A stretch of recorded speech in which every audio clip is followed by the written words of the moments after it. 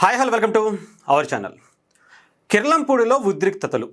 ముద్రగడ పద్మనాభం గారి ఇంటి దగ్గర కొంతమంది ఆందోళన చేస్తున్నటువంటి పరిస్థితి కనిపిస్తుంది. ఎందుకు అంటే గణేష్ గోల్డ్ తాకట్టులో ఉన్న బంగారాన్ని విడిపించి కొనబడును. సంప్రదించండి 9966651144. వాళ్ళ కన్న కూతురిని ఆయనని కడసారి చూసుకునేందుకు వద్దు అంటూ కొంతమంది వైసీపీ మూక అక్కడ ఆందోళన చేస్తున్నటువంటి పరిస్థితి కనిపించింది. ఎంత దరిద్రం అంటే నిజంగా ఒక కన్న కూతురి కన్న తండ్రి మధ్య వీళ్ళెవరండి చెప్పండి మాట్లాడుకోవటానికి. వాళ్ళ అంటే తండ్రి కొడుకుల మధ్య వీళ్ళకేం సంబంధం చెప్పాలంటే మిగతా వాళ్ళ కుటుంబ సభ్యులకు కూడా సంబంధం లేదనే చెప్పాలి. వాళ్ళిద్దరూ ఏదో అనుకుంటారు, భేదాభిప్రాయాలు రావచ్చు, ఆలోచనలు వేరుగా ఉండొచ్చు, ఇద్దరు కూడా వేరే వేరే పార్టీలో ఉండొచ్చు. ఎంతమంది లేరు? జగన్మోహన్ రెడ్డి గారికి వాళ్ళ చెల్లెలు వేరే పార్టీలో లేరా? వాళ్ళ బాబాయ్ జగన్మోహన్ రెడ్డి గారికి సపరేట్గా ఆయన వేరే పార్టీలో మొన్నటి వరకు లేరా? చాలామంది జగన్మోహన్ రెడ్డి గారి కుటుంబ సభ్యులు ఇతర పార్టీల్లో లేరా అంటే దానికి ఏం సమాధానం చెప్తారు? అంటే చాలామంది అటు టీడీపీలో కావచ్చు, జనసేనలో కావచ్చు, వేరే వేరే పార్టీలో ఉండేటువంటి వ్యక్తులు చాలామంది ఉన్నారు. అయినా కూడా మరి ఇక్కడ అంటే ఎవరైనా సరే మనిషి అన్నవాడు మనిషి పుట్టిన తర్వాత ఇలాంటి పరిస్థితిలో ఒక శవం దగ్గర రాజకీయాలు చేసేటువంటి పరిస్థితి ఉంటుందా? కన్న కూతురిని కడసారి తండ్రిని చూసుకునేటువంటి అవకాశం దగ్గర కూడా రాజకీయం ఏంటి అసలు? ఇంత దరిద్రమైనటువంటి రాజకీయం భారతదేశంలో అయితే నేను ఎప్పుడు చూడలే.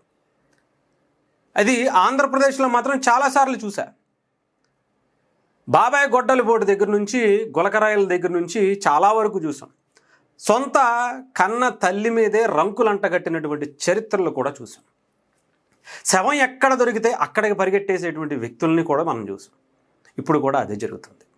ముద్రగడ పద్మనాభ రెడ్డి గారు ఆయన పేరు మార్చుకున్నటువంటి పరిస్థితి.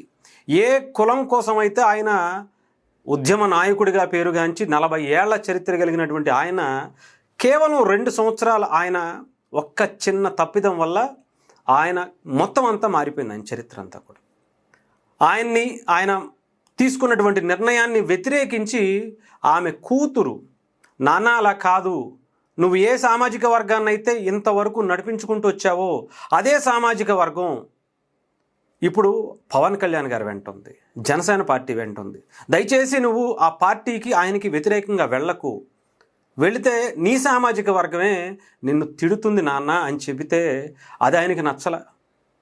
ఆయన సిద్ధాంతం అయింది. వాళ్ళ పార్టీలోకి మనం వెళ్ళటం ఏంటి, వాళ్ళకి మనం సపోర్ట్ చేయటం ఏంటని తాతల పేర్లు తండ్రుల పేర్లు చెప్పుకుని రాజకీయాలు చేసేవారు. సినిమా వాళ్ళు రాజకీయాలు చేయకూడదనేది ఆయన సిద్ధాంతం. రాజకీయంగా కొన్ని వేల కోట్లు దోచుకునేటువంటి వ్యక్తులు మాత్రమే రాజకీయాలు చేయాలనేది ఆయన సిద్ధాంతం. దాన్ని విభేదించి కూతురు బయటకు వచ్చింది. వాళ్ళిద్దరూ ఇప్పుడు కాకపోతే రేపైనా కలుస్తారు.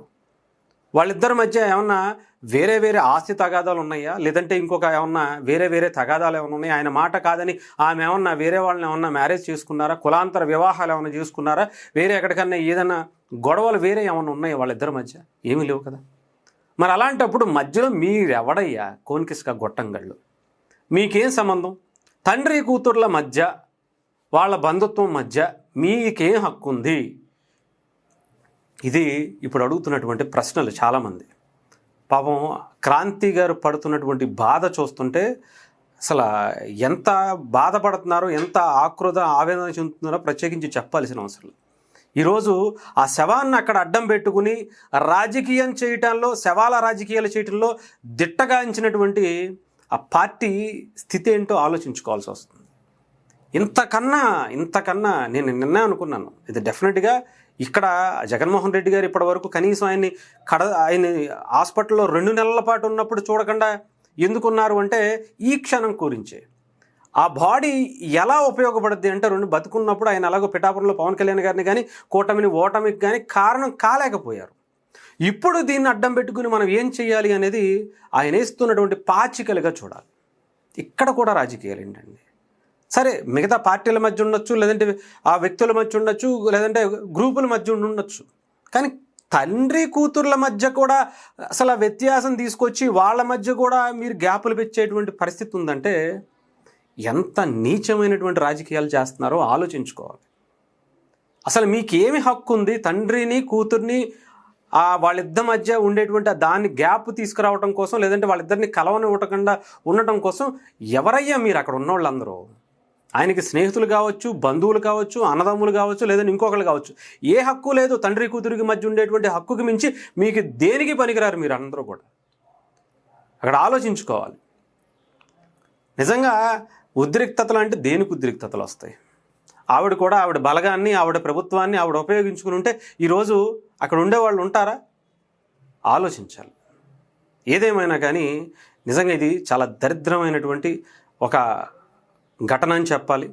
ఇది మానవత్వం మంట కలిసిపోయినటువంటి ఒక ఘటనగా ఆంధ్రప్రదేశ్ చరిత్రలో ఆయన అడ్డం పెట్టుకుని, ఈ టైంలో కూడా ముద్రగడ పద్మనాభం గారు అనేటువంటి ఒక వ్యక్తిని అడ్డం పెట్టుకుని ఇలాంటి రాజకీయాలు చేస్తున్నటువంటి ఆ వ్యక్తులకు సిగ్గుతో తలదించుకోండి.